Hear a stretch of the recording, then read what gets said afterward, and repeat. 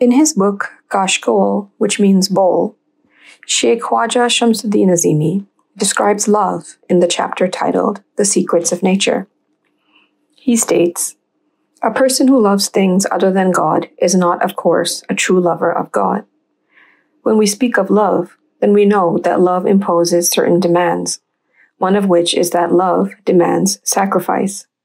If someone says overtly that he loves his sweetheart, but does not prove himself when it comes time to sacrifice, then no doubt his love will not be acceptable.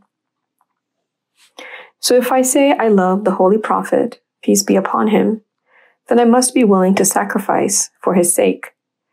That means I must sacrifice my own desires, my ego, and follow in his selfless footsteps, and devote my time and energy to serving others, so Allah can be pleased with me as Allah was pleased with the Holy Prophet, peace be upon him."